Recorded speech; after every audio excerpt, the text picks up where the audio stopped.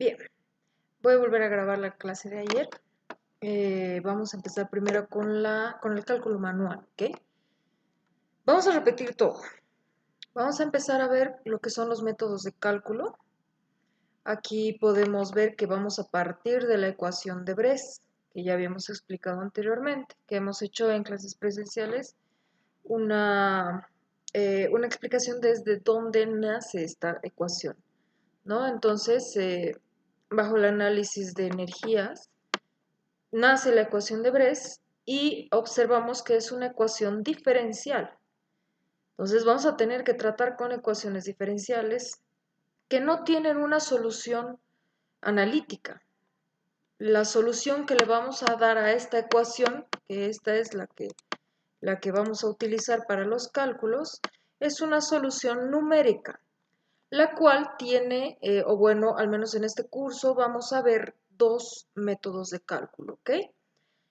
El primer método es el método del paso directo, en el cual nosotros nos vamos a dar de dato el delta H, cuánto va a ir variando el H conforme vayamos avanzando en el canal. Este va a ser nuestro dato, es decir, que la altura de cada punto es algo que nosotros nos daríamos como un dato para ir calculando, ¿ok?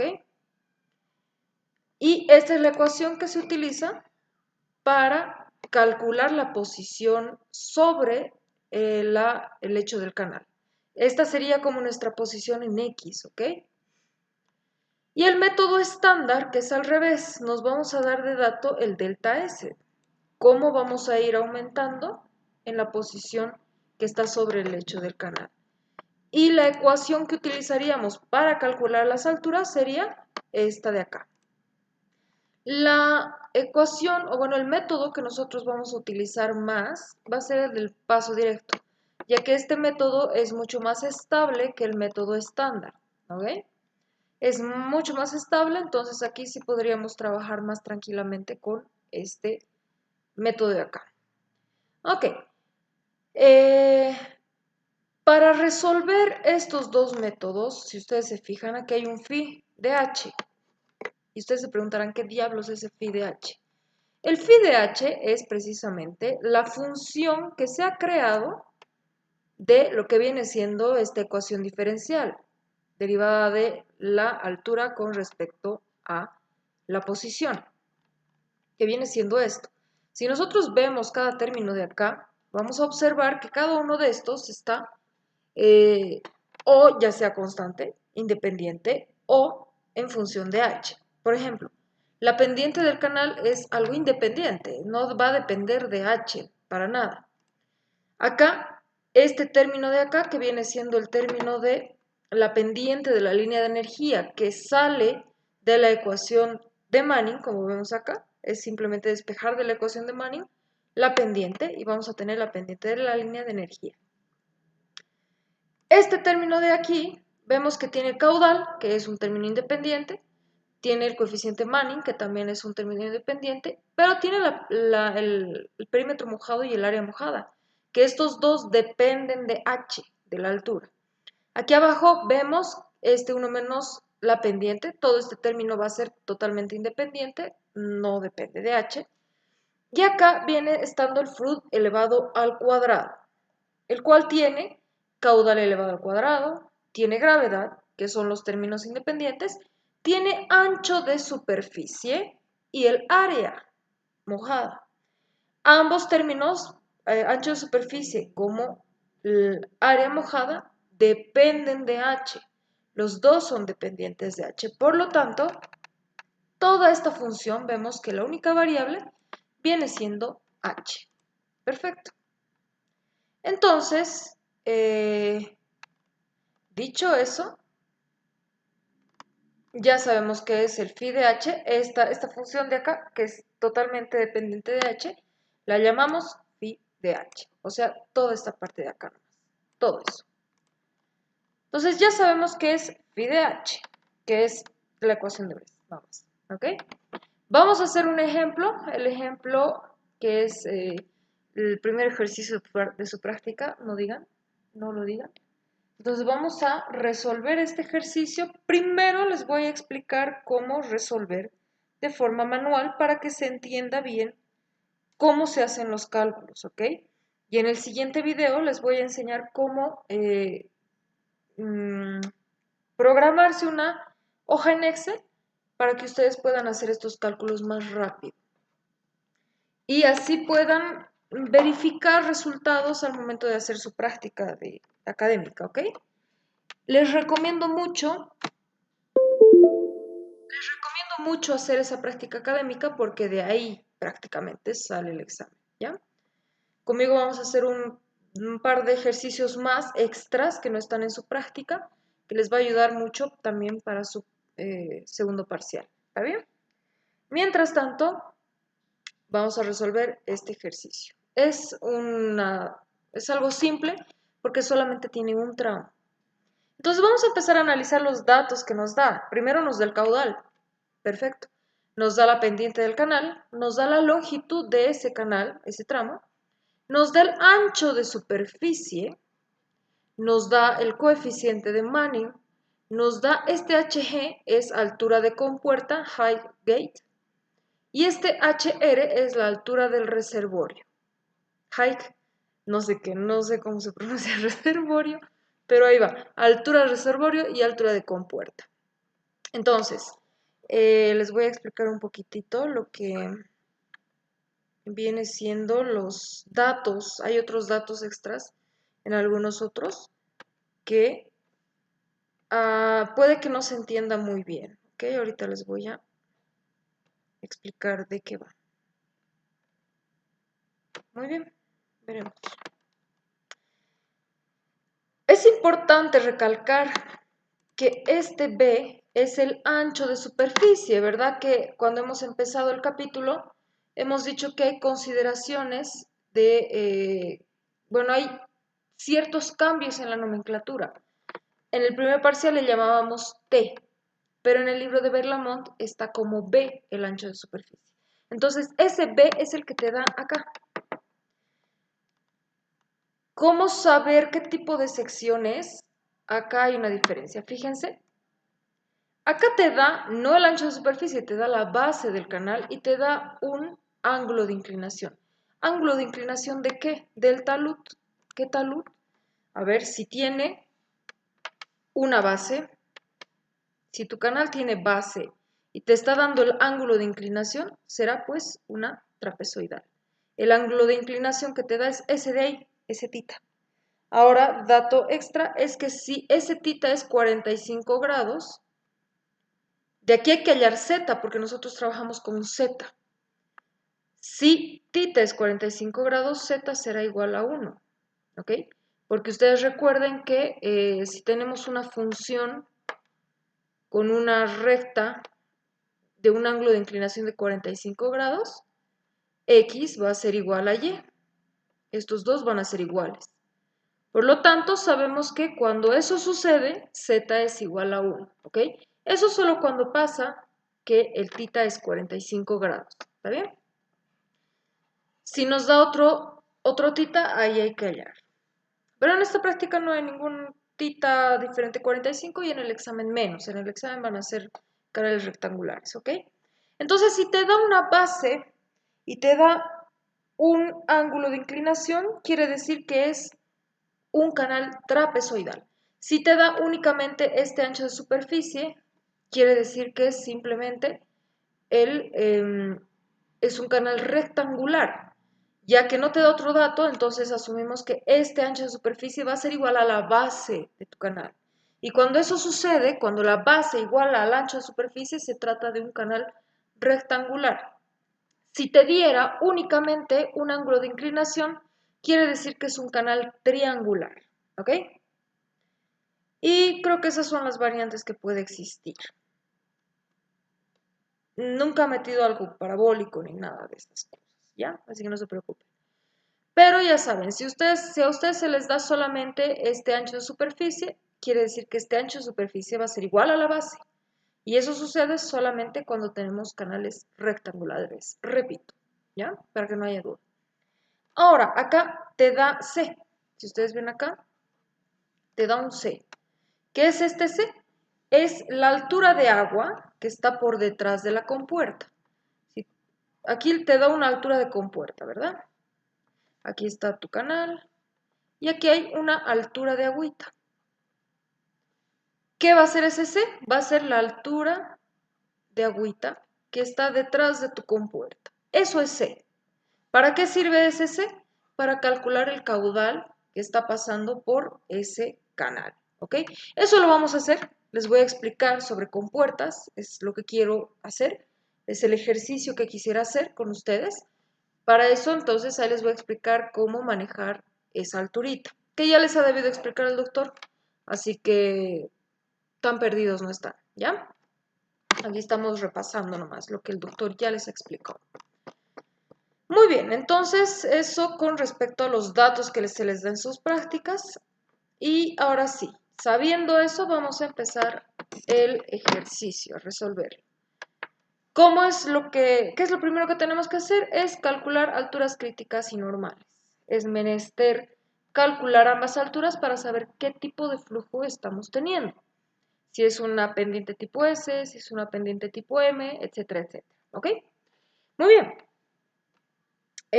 Vamos con el cálculo de la altura crítica. Como les había dicho en un principio, esto ya lo hemos hecho en el primer parcial, ¿verdad?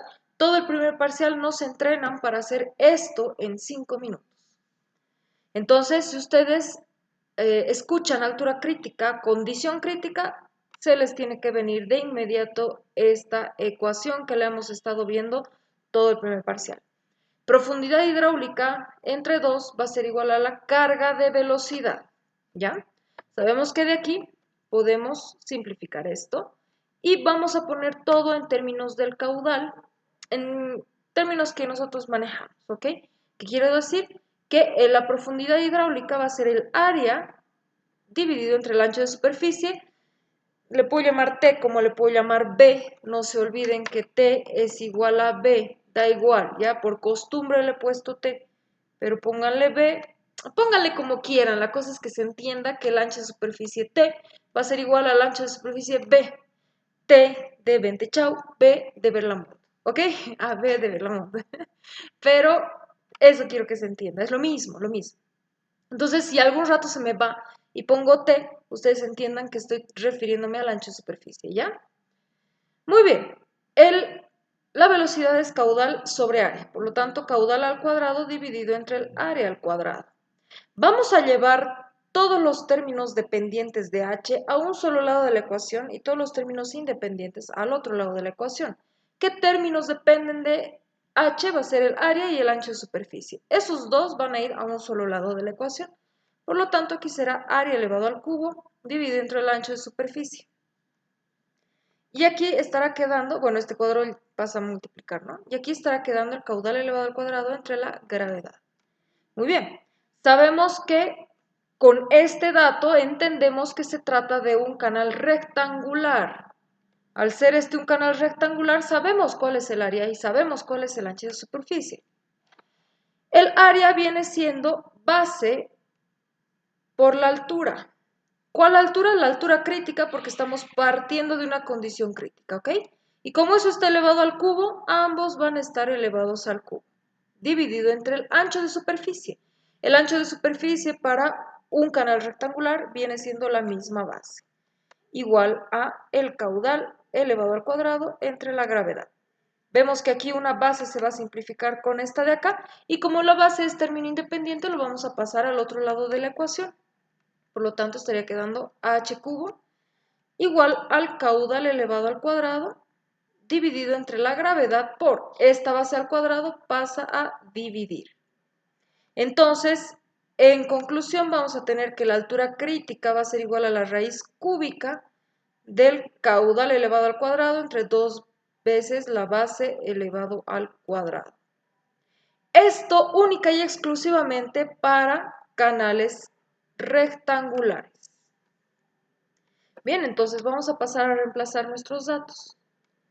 Va a ser cubo, caudal elevado al cuadrado, nuestro caudal es 18,58, dividido entre 2 por, no 2, gravedad, Esto no es 2, es gravedad. Gravedad. Ya se me hace un poquito raro. Gravedad. 9,81 multiplicado por la base. La base, sabemos que es igual al ancho, que va a ser 3. 3 metros, 3 igual al elevado al cuadrado. Caudal elevado al cuadrado también. Casi lo olvido. De aquí tenemos la altura crítica. Bueno, esto ya les he recomendado. ¿Ves? Se quedó de lo que hicimos la otra vez. Va a ser raíz cúbica de 18.58 al cuadrado entre 981 por 3 elevado al cuadrado. Y eso va a ser 1.58 metros. Ahí está. Esa va a ser nuestra altura crítica. Ahí está. La altura normal. Siempre que hablemos de condición normal, tenemos que acordarnos de la ecuación de Manning. Lo vamos a anotar en términos de caudal. Cuando anotamos en términos de caudal, se ve de esta forma. 1 entre Manning por el área elevado a la 5 tercios por el perímetro elevado a la 2 tercios por la pendiente del canal elevado a la 1 media. Perfecto.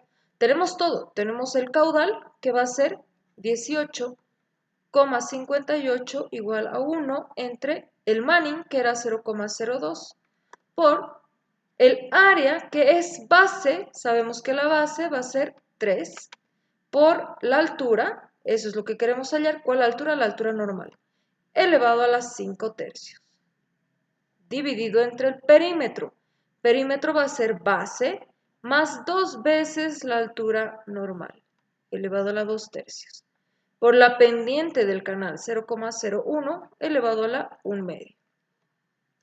De acá, metiendo esto al buen solver, altura normal, vamos a poder obtener la altura normal, que esto ya lo habíamos hecho. Vamos a revisar.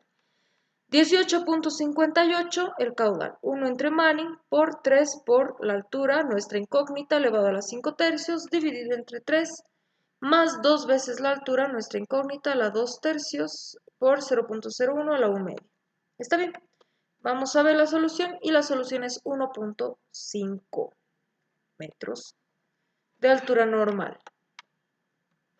Ahí está nuestra alturita normal. Perfecto. Muy bien, entonces aquí ya tenemos, vamos a bosquejar. El segundo paso que hay que hacer es dibujar todos los posibles perfiles de flujo. Para ello necesitamos hacer un bosquejo de lo que vamos a hacer. Vamos a ubicar primeramente, este es el lecho del canal. Vamos a ubicar las alturas, ¿ok? Upsis. Uy. Aquí vamos a pegar el otro. Ahí está. Muy bien. Las alturas se las grafican paralelas al lecho del canal, ¿ok? Ambas alturas paralelas al lecho del canal. Ok, una que está sobre. Veamos, una encima del otro, siempre va a ser así, una encima del otro. ¿Qué es lo que nos va a definir el tipo de pendiente que estamos trabajando? ¿Cuál está encima de cuál? Entonces, vemos que la altura crítica es mayor a la altura normal. Por lo tanto, esta de aquí encima va a ser la roja y esta de aquí abajo va a ser la verde. Altura crítica encima de la normal. ¿Eso qué quiere decir? ¿Qué tipo de pendiente estamos trabajando? Podríamos meterlo en un formulario, como también nosotros podríamos acordarnos de la relación entre la altura normal y la pendiente del canal. Sabemos que es una relación inversamente proporcional. Por lo tanto, pensamos, si tenemos una pendiente fuerte, tipo steep, fuerte, una pendiente grande, la altura normal va a ser más pequeña que aquí, que la altura crítica. Si tenemos una pendiente suave, tipo mild, una pendiente chiquita, nuestra altura normal va a ser más grande que aquí, que la altura crítica. Nunca hay que olvidarnos de la relación inversamente proporcional entre la altura y la pendiente del canal. En este caso, habíamos dicho que si tenemos una pendiente grande, la altura normal va a ser más pequeña que aquí, que la crítica. Pendiente grande, por lo tanto, tipo S. Las pendientes grandes fuertes van a ser tipo S. Ahí está.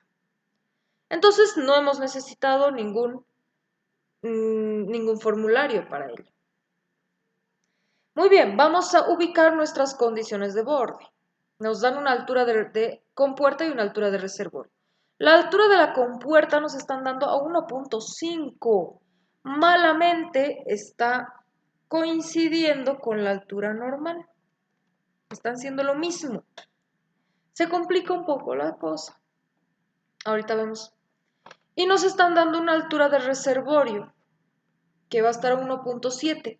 Va a ser mayor que ambas alturas. Por lo tanto, la altura del reservorio estará más o menos por acá, digamos. ¿Okay? Muy bien. La altura de la compuerta está coincidiendo con la altura normal. ¿Qué tan complicado es eso? No es tan complicado. Esta compuerta está cayendo en una zona supercrítica. Está por debajo de la altura crítica. Por lo tanto, esta compuerta está generando perfiles supercríticos. Y los perfiles supercríticos se controlan con condiciones de borde aguas arriba. Así que esta compuerta está funcionando como una condición de borde. De aquí vamos a partir los cálculos. Y si nosotros partimos de acá, vamos a tener que tender, ya sea si está abajo por encima o por debajo de la altura normal, vamos a tender a llegar a la altura normal de forma asintótica. Pero si ambas alturas son lo mismo, es como que estaría viajando muy rectito. Podríamos, pero al momento de calcular es como que solamente para el cálculo es como que se daría como que todas las alturas tendrían que ser igual a 1.5, ¿ya? Porque se está igualando la compuerta a la altura normal. Por temas de cálculo, lo que podemos hacer es manipular un poquito esta altura de compuerta. Lo podemos hacer un poquito por encima o un poquito por debajo. No interesa. Cualquiera que sea lo que ustedes elijan va a estar bien. ¿Cuán poquito? 1 centímetro. A esto le estamos poniendo, como está por debajo, 1,48. ¿Ok? A eso le estamos cambiando. No interesa. No importa si está por encima o por debajo. La anterior vez me preguntaban, pero sí cambia el tipo de perfil que estamos manejando. Y sí, va a cambiar. ¿En qué sentido? En este sentido de acá. Fíjense que en esta tablita de resumen de todos los perfiles de flujo que puede haber, tenemos una S2 o una S3. En el caso de nuestro ejercicio, estaríamos generando, si estamos por debajo de la altura normal, estaríamos generando una S3. Y si estamos un poquito por encima, estaríamos generando una S2. Y aquí no sería 48, sería 1 centímetro. Le bajaremos, no sé, 49. Bien, solecito. Muy bien, entonces el hecho de que esté por encima o por debajo va a hacer variar algo importante, entre comillas importante, porque el tipo de curva que se está generando, si es una S2, es una curva de caída, quiere decir que va a ir decayendo su altura, ¿no ve? Que estamos partiendo de aquí y estamos cayendo un poquito. Pero si es una S3, sería una curva de remanso, que quiere decir partimos de acá y subimos un poquitito. Eso es una curva de remanso, las que crecen, las que suben. Y las curvas de caída son las que caen, ¿no? Obvio. Eso es lo que estaría aquí como que generando un poquito de duda, porque si empezamos desde arriba va a ser una curva de caída, pero si empezamos desde abajo va a ser una curva de remanso. ¿Qué tan relevante es eso? Pues no mucho. La diferencia va a ser absolutamente mínima entre esos dos casos. Minimísima. Si estamos haciendo variar 1 centímetro, muy pequeño, es muy cortito. Aparte que en la hidráulica, ningún cálculo va a ser exactamente igual a la realidad. El agua se mueve como se le da la gana, que es algo que nosotros no podemos calcular ni controlar. Por lo tanto, los cálculos que estaríamos generando acá, esos cambios no son muy relevantes, porque realmente nosotros no sabemos si se va a dar eso tal cual. No sabemos, porque el agua es libre, no podemos controlarla con cálculos, así que no habría ningún problema. Si es de remanso o de caída, da igual. Ya, entonces vamos a bajarle un poquito por temas de cálculo nada más. La diferencia va a ser mínima, así que no hay problema. Entonces, como ambos están funcionando como condición de borde, vamos a partir de esta altura de compuerta y vamos a tratar de llegar a la altura normal de forma asintótica. Déjeme chequearme. ¡Uah! Algo así. De esa forma se genera una posible S3. Muy bien, tenemos nuestra supercrítica. Y acá tenemos una altura de reservorio que está a 1,7. Esta altura de reservorio está cayendo en una zona subcrítica, está por encima de la altura crítica. Por lo tanto, como está por encima de la altura subcrítica, estaría aguas abajo. Entonces, subcrítico con aguas abajo es una buena combinación que funciona como condición de borde. Por lo tanto, como funciona como condición de borde, partimos de esta altura y tratamos de llegar a la altura crítica de forma perpendicular. Y de esa forma se generaría una S1. ¿Ok? Ahora, estos son los dos posibles perfiles de flujo. ¿Cuál es la realidad? Ahorita lo vamos a ver. Necesitamos calcular la altura secuente, el perfil secuente. Les había dicho en clases presenciales que el perfil secuente se tiene que calcular para todas las supercríticas, únicamente para las supercríticas, ¿ya? Y allá donde se una el perfil secuente con un perfil subcrítico es donde se va a dar el resalto hidráulico. Entonces, eso es lo que vamos a hacer ahora. Vamos, y aquí es donde hemos quedado la anterior vez, donde en mi internet, que por lo visto ahorita no me está fallando, qué odioso estigo, porque no he visto que se mueva la señal, así que ni modales. Vamos a dibujar el perfil secuente. El perfil secuente se lo dibuja como si fuese un reflejo espejo, y lo digo entre comillas porque no siempre se da tal cual. A veces se da así. O sea, es una aproximación muy aproximada. O sea, es bastante preciso. O sea, sí podríamos decir que es como un reflejo espejo, más o menos, ¿ok? Pero dibujarlo así es totalmente válido. Esto, como les digo, es un esquema, es un bosquejo de lo que podría pasar. Esto únicamente nos sirve para saber qué diablos tenemos que calcular. Bueno, a eso vamos. Vamos a ver. Vamos a empezar a dibujar el perfil secuente si es que mi pulso me lo permite. Algo así. Ya no es exacto. Y tampoco tiene que ser exacto. Es un esquema. Repito, ¿ok? Este es meramente un esquema. ¿Para qué diablos te va a servir?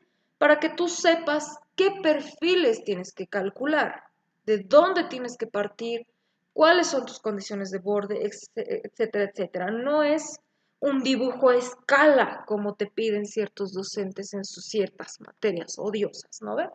No es escala, no es exacto, simplemente es para ubicarte qué tienes que calcular, desde dónde tienes que empezar tu cálculo, etcétera, etcétera. Entonces, como les decía, el perfil secuente, donde se una un perfil secuente con un perfil subcrítico, se va a dar un resalto hidráulico. Ahí, justo ahí es donde se da un resalto hidráulico, ¿ok? Entonces, el agua, ¿qué es lo que sucede? Va a venir, va a tomar esta S3, va a avanzar hasta aquí, donde se da justamente esa intersección, y va a empezar a resaltar. ¡Pam! Ahí se va a dar el resalto hidráulico, que ustedes ya lo han visto en laboratorio, y va a tomar la S1. Y ahí está. Eso es lo que va a suceder. El perfil o el bosquejo que está con un azul más oscurito es la realidad, lo que se va a dar en la realidad. Así exactamente, tal cual. No tanto, como les digo. Ustedes se preguntarán, pero ¿a qué altura tenemos que dibujarle la secuente? No importa, tú vele, simplemente es para ubicarte. ¿Qué es lo que te va a dar la realidad? Son tus cálculos. Los cálculos son los que te van a dar la realidad. Aquí es simplemente para ubicarte, ¿sí? Aquí sabemos que tenemos que calcular la S3, sabemos que tenemos que calcular la S1 y sabemos que tenemos que calcular la secuente. Con eso que calculemos vamos a poder encontrar exactamente cuáles son esas alturitas que estamos buscando, ¿ok? Muy bien. Para hacer un cálculo manual, bueno, este es el último paso que es hacer los cálculos. Para hacer un cálculo manual, vamos a discretizar en 6 pasos, que es suficiente cuando es manual, ¿ok? Entonces lo vamos a hacer en 6 pasos. Si ustedes hacen en un Excel, podrían hasta 20, 50 pasos para que sea exacto. Mientras más discreticemos, más exacto va a ser. Es decir, mientras más pasos demos, más exactos van a ser nuestros cálculos. ¿Está bien? Pero con 6 pasos en algo manual y peor en un examen es más que suficiente. Muy bien. ¿Cuánto vamos? Media hora. Está bien. Entonces, vamos a anotar primeramente las ecuaciones que necesitamos, ¿ok? Nuestra tablita tiene que tener lo siguiente: el número de pasos que vamos a dar, la altura, que va a ser algo que nosotros vamos a dar, el perímetro, que aquí el perímetro, como es un canal rectangular, es 2, la base más 2 veces la altura, ¿no? El área, que va a ser 3 veces la base por la altura, ¿ya? Y tendríamos que tener este de acá, esto que es el ancho de superficie, si fuese un canal trapezoidal o un canal triangular. En este caso no le ponemos nuestra base, o bueno, nuestro ancho de superficie, porque todo es la base, entonces está de más. Pero si fuese un trapezoidal, ahí sí pónganle su columna de ancho de superficie, ¿sí? Después necesitamos el phi de h, que es el phi de h, la ecuación de Bres, que va a ser todo este chorizote. Luego vamos a necesitar la posición horizontal entre comillas, que está sobre el lecho del canal, que va a ser nuestra posición en S, la posición longitudinal. Y la secuente que se va a calcular con esta ecuación de acá, ¿ya? Ahí está. Algún rato les voy a explicar. De hecho, se los voy a subir la parte teórica de esto, pero no lo difundan mucho ya. Me ha costado un chingo para ustedes. Aunque los del siguiente semestre también les voy a pasar. Pero bueno, les voy a pasar. Se los voy a subir ahora mismo que se los suba este video. También van a tener sus apuntes, ¿ya? Entonces, esta va a ser la secuente que más adelante está explicado de dónde sale. Ya la parte teórica. Muy bien, entonces empecemos. Vamos a empezar dando o anotando nuestras condiciones de borde. ¿Cuáles son las condiciones de borde que tenemos que anotar? Las vamos a anotar, no sé, con un color moradito, porque me gusta el morado. Condiciones de borde. ¿De dónde empezamos el cálculo? Ahorita vamos a calcular la S3, ¿ya? La S3 es donde vamos a empezar. La S3, la que empezamos. Condiciones de borde. ¿De dónde empezamos? H, ¿de qué altura vamos a empezar? ¿Qué condición de borde habíamos tomado? La altura de la compuerta. ¿Y cuál es esa altura de la compuerta? 1.49.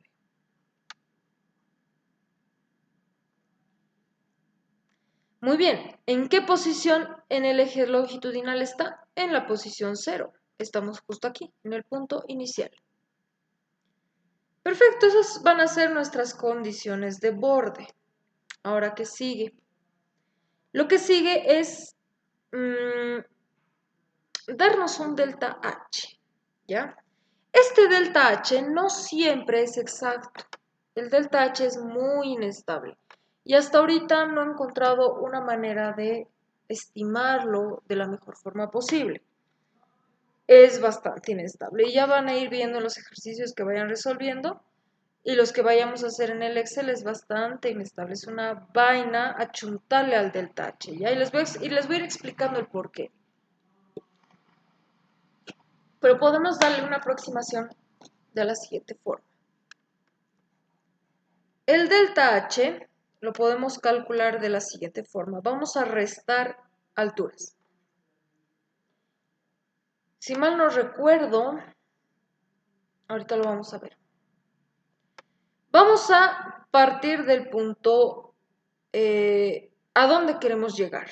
En este caso estamos partiendo de la altura de la compuerta y tenemos que acercarnos a la altura normal de forma asintótica. ¿A dónde queremos llegar? Pues a la altura normal, que va a ser 1,5. ¿De dónde estamos partiendo? De la altura de la compuerta, 1.49. Y esto va a estar dividido entre el número de pasos que vamos a dar. Es como si este pedacito, o sea, estamos partiendo de acá y queremos llegar a esta altura normal, es como si ese pedacito lo estaríamos dividiendo en 6 partes y cada pedacito va a tener su posición en el eje longitudinal. Eso es lo que vamos a hallar. Eso es lo que hacemos con este método. Entonces nosotros nos damos esa división entre el trámite de diferencia que hay desde dónde estamos partiendo hasta dónde estamos llegando.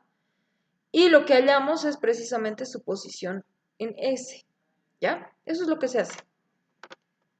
Ahora, vamos a calcular el delta H. Va a ser 1.5 menos 1.49 entre 6. Un momentito. Un momento. Muy bien, volvamos. Disculpen. Listo, entonces, estamos en el delta H. Como les digo, esta es una aproximación nada más. No hay que tomarlo como la verdad absoluta. Tenemos 3 ceros, qué vaina. 0,0002, pongámosle. Vamos a ver, es que como les digo, esto es bastante, no es nada exacto, ¿sí? A ver, lo que tenemos que hacer para esta parte es saber si le sumamos o le restamos. ¿Cómo sabemos eso? Estamos yendo desde 1.49 y queremos llegar a la 1.5. Por lo tanto, tenemos que ir sumándole, ¿verdad? Esto tiene que ir creciendo. Entonces, este delta H es positivo. Hay que ir sumándole.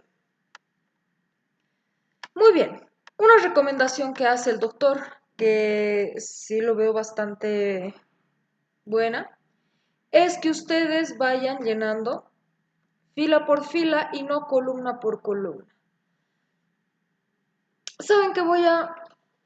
Es que a veces digo que sí, a veces digo que no tanto, porque la recomendación que siempre les hago es que se consigan esta calculadora, la ClassWiz. En una Casio normal, tú no vas a poder meter toda la ecuación de Bres en la calculadora porque la ecuación de Bres es muy grande. En una calculadora normal no te entra esa ecuación. En esta ClassWiz sí te entra. Incluso podrías tú generar hojas, bueno, tablas que te van a calcular ciertas cosas. Creo que hay una manera en la que nosotros podemos generar una hoja de cálculo, que va a ser un procedimiento más rápido. Voy a ver eso. Si descubro hacer una forma un poco más rápido y más directo, se los voy a enseñar, ¿ya? Denme hasta el domingo y el domingo ahí se los voy a decir. Por lo pronto vamos a hacer de la forma antigua, de la forma arcaica que sugiere el doc, ¿ya? Con respecto a lo de la ClassWiz, de poder hacer hojas de cálculo y facilitarnos un poco la existencia en esta parte de la tabla, es mejor no decirlo, ¿ok? Porque el doctor sí quiere que aprendas a calcular y que te cueste y que le sufras. Pero si hay una forma más rápida, es mejor no decir nada, ¿no? Luego nos va a decir solamente las casios normales sin esta vaina y ahí sí, chao. Esta sí puede entrar al examen, esta no. Las programables no, ni Texas, ni HPs, ni nada, ¿ok? Entonces, vamos a aprender a hacer de la forma antigua, fila por fila. Lo voy a hacer en mi HP, ¿ya? Me gusta mucho el HP. Así que, lo primero que hay que calcular es el perímetro mojado. El perímetro mojado es base 3 más 2 veces la altura, que va a ser 1.49. Y ese perímetro va a ser 5.98. La altura va a ser 3 por... El área mojada va a ser base por altura. 3 por 1.49. 4.47. Muy bien, nos toca calcular el phi. El phi es toda esta vaina. Sabemos que la pendiente del canal es 0.01 menos el caudal elevado al cuadrado. Caudal era 18.58 elevado al cuadrado multiplicado por el Manning 0.02 elevado al cuadrado por el perímetro que es 5.98 elevado a la 4 tercios dividido entre el área elevado a la 10 tercios. El área es 4.47 elevado a la 10 tercios. Esto va a tender mucho a 1, muchísimo a 1, ¿ya? Mientras más pequeño sea esto, más va a tender a 1. Por lo tanto, podemos decir que va a ser 1, para no estar escribiendo de más, ¿ok? 1 menos el caudal, 18.58 elevado al cuadrado, multiplicado por la base, o el ancho de superficie, que es lo mismo en este caso, que va a ser 3, dividido entre 9,81 por el área, que habíamos visto que el área es 4.47 elevado al cubo. Ahí está. ¿Por qué digo que este va a ser muy aproximado al 1? Por la siguiente razón. Esta es una pendiente fuerte, es una pendiente grande. Vamos a tener pendientes mucho más chiquitas. Y es 0.01 elevado al cuadrado. Fíjense, es prácticamente 1. Así que, ¿para qué vamos a estar escribiendo toda esta vaina? Si es prácticamente 1. Podemos aproximar a eso, ¿sí? Muy bien, aquí vamos a modificar un poquito esto, porque aquí se voy a necesitar más campito. Listo. Entonces, vamos a anotar el phi que acabamos de calcular. Va a ser, vamos a borrar para no rayarme, 0,001 con 4 cifras significativas, 5 cifras significativas. ¿A qué me refiero con cifras significativas? Numeritos después del 0. ¿Ok? Ahorita les explico bien. 29, ay chingada. 3. ¿Cuáles son las cifras significativas? Después de los ceros vienen las cifras significativas. Y estas cifras significativas son 1, 2, 3, 4, 5. 5 es lo que vamos a utilizar, ¿ok? Mientras más sean, más preciso. Pero tampoco es que podemos escribir todo este chengo, tampoco, ¿no? Con 5 está bien. Muy bien. Ya tenemos el phi. Vamos a calcular la altura secuente ya también.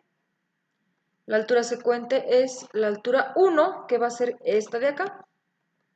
1.49 entre 2 multiplicado por la raíz cuadrada de 1 más 8 por la altura crítica.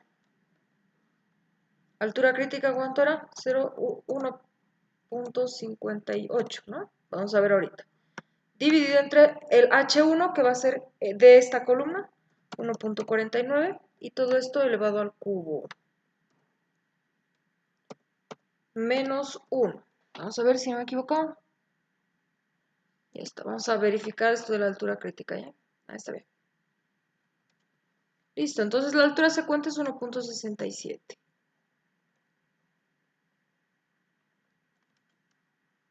Ahí está. Aquí con dos cifras nomás, con dos decimales. ¿Por qué? Porque estamos calculando alturas. Ya, esta de acá es importante porque va a entrar a esta ecuación y es mejor tener mayor precisión. En cambio, en esto de las alturas, no tanto, no es tan necesario que sea tan exacto porque ponte uno, que la altura no va a ser constante, siempre está variando, ustedes lo han podido observar. Y dos es que podemos medir solamente hasta el centímetro, ¿no ven? O sea, ya más allá es más complicado. Entonces, con dos es más que suficiente. Ya tenemos la primera fila. La segunda fila va a ser ya aumentándole vamos a hacer variar. O sea, esta segunda fila, a este 1.49 hay que sumarle, ¿por qué sumamos? Porque estamos creciendo, ¿no ve? Del 1.49 queremos llegar al 1.5. Entonces le vamos a sumar nuestro delta H, que era 0.002. Entonces, hace que hacer 6 veces, ¿no? 1, 2, 3, 4, 5, 6, sí. Entonces vamos 1, 2,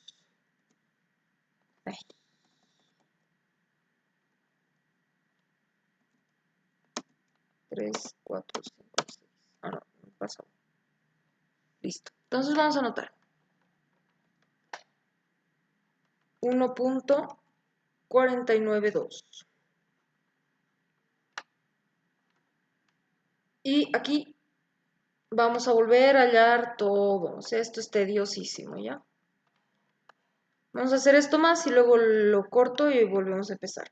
Entonces, el perímetro con la siguiente altura, que va a ser esta de acá. 3 veces más 2 veces la altura. Y nuestra altura nueva es 1.492. Entonces, el perímetro va a ser 5.984.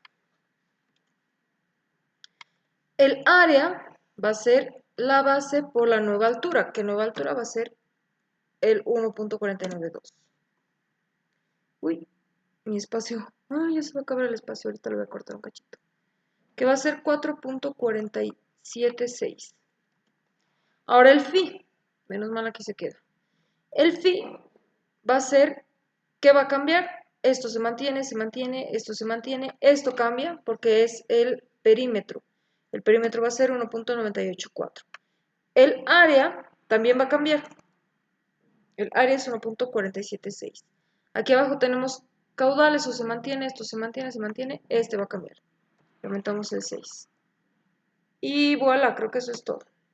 Entonces va a ser 0,0008515,4.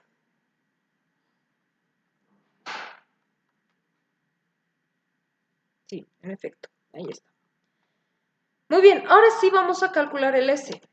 El S, vamos a tomar aquí, nos dice el S anterior. ¿Cuál es el S anterior? 0. Más 2 veces el delta H. 2 por delta H con todo y signo.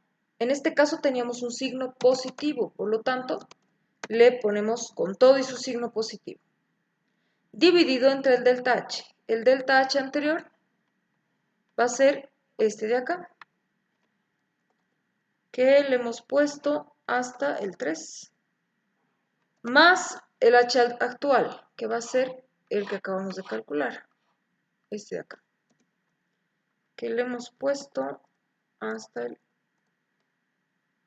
15,4, ¿no? Hasta ahí. Entonces nuestra AS nos dice que va a ser 2.13. Aquí también solamente con 2 decimales porque estamos midiendo distancias, entonces hasta el centímetro está bien, 2.13. Y así, no, la secuente falta.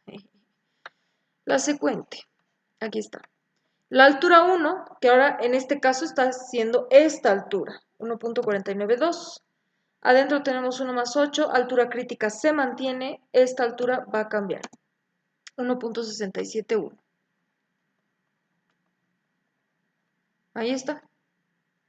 Y así sucesivamente con todos los demás. Voy a hacer el cálculo y voy a retomar. Muy bien, continuamos. Ya hice el cálculo de la misma manera que hemos hecho el anterior, ¿verdad? Lo que acabamos de hacer. Simplemente reemplazamos en estas ecuaciones las alturas actuales. En este caso 4.494. Ve acá. Acá. Y con eso te da perímetro área. Con este perímetro, con esta área, entras a esta ecuación, te da tu phi. Con ese phi entras a esta ecuación, tomando el anterior 2.13 más 2 veces el delta H, con todo y signo dividido entre el anterior phi más el actual para tener tu H actual. He ido así para cada uno de estos de acá y acabamos de notar, bueno, he notado de que se nos pasa. Fíjense que en el último paso sobrepasa la altura normal. ¿Qué sucede cuando sobrepasamos la altura normal o la altura crítica? Fíjense cuánto nos da en S, menos 1.06. Entonces, cuando nosotros sobrepasamos alguna de las alturas que estamos teniendo, se bloquea. El método se bloquea y te calcula cualquier cosa, ¿ya? Entonces, eso es lo que ustedes tienen que tener cuidado. Ya ni me he tomado la molestia de hacer la secuente porque, pues, nuestro delta H está mal. ¿Qué hacemos para arreglar eso?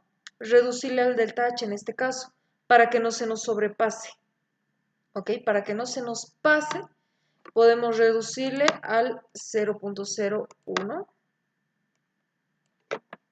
Y ahí vamos a tener 1.49 más 0.001 más 0.001. A ver, vamos a hacer, a este lo sumamos 1, 2, 3, 4, 5, 6 veces. 1,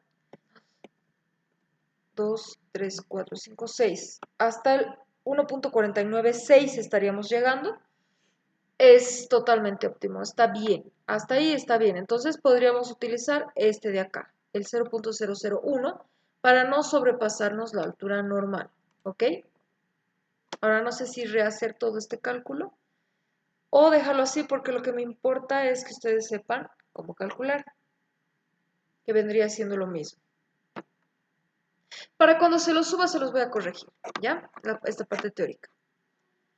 Por lo pronto ustedes sepan cómo se hace el cálculo, simplemente eso, nada más que eso. Lo difícil es achuntarle al delta H más óptimo, ¿ok? Eso con respecto al método de cálculo. Este es el método estándar, el método del paso directo, mejor dicho, ¿ok? El método del paso directo. Y así es como se calcula un perfilito. Solo uno. Ahora con el Excel vamos a calcular esta SU, ¿ok? Entonces esta parte hasta acá. Son casi una hora. Pero bueno, está a detalle. Esta es la parte más tardada. Ustedes tienen que practicar mucho. Por eso les recomiendo que su práctica la hagan a mano. Les voy a enseñar a programarse Excel, pero que sea para cotejar sus datos, para saber si están haciendo bien, ya, si sus resultados coinciden con lo del Excel. Porque si no lo hacen a mano, van a llegar al examen sin haber practicado. Y si no practican, van a tardar un montón en su examen y no van a acabar. Lo que ustedes tienen que practicar con esa práctica, valga la redundancia, es velocidad. Ustedes tienen que ser veloces en sus cálculos, ¿ya? Porque no les va a alcanzar tiempo. No vamos, el examen no va a ser de un tramito, van a ser de 2 tramos y van a tener más perfiles que calcular y van a tener más cosas que hacer. No va a ser lo único que van a tener que calcular perfiles y ya. Así que les recomiendo estudiar con su práctica, porque el examen sí va a ser un poquito diferente. Es que los últimos semestres sí ha sido un poquito diferente, pero no se preocupen. La base es lo que está en su práctica. Si resuelven su práctica, podrían estar bien capacitados con los 2 o 3 ejercicios extras que vamos a hacer. Les dije que vamos a pasar clases el domingo y clases el lunes. En esas 2 clases estoy pretendiendo abarcar con esos ejercicios bien claves, que han sido ejercicios que han entrado los anteriores semestres, que son relativamente nuevos. Este año pasado nomás el doctor recién implementó ese tipo de ejercicios en su examen, así que es muy probable que entre lo que les voy a enseñar el domingo o el lunes. El domingo y el lunes, mejor dicho. Así que si ustedes hacen su práctica, ya están practicando mucho velocidad, que eso es lo que importa. Háganlo a mano, que el Excel ¿cómo se dice esto? Que el Excel que se programen sea para verificar resultados nada más y para como que hurguetearle el delta H, ¿ok? Para saber cuál delta H utilizar y no estar perdiendo tanto tiempo en eso. Pero lo que vamos a hacer el domingo o el lunes sí va a ser un poquito diferente a lo que está en su práctica. No es nada del otro mundo, son truquitos que les voy a enseñar y con eso estarían listos para su examen, ¿ok? Entonces nos vemos en el siguiente video donde les voy a enseñar a hacer su Excel.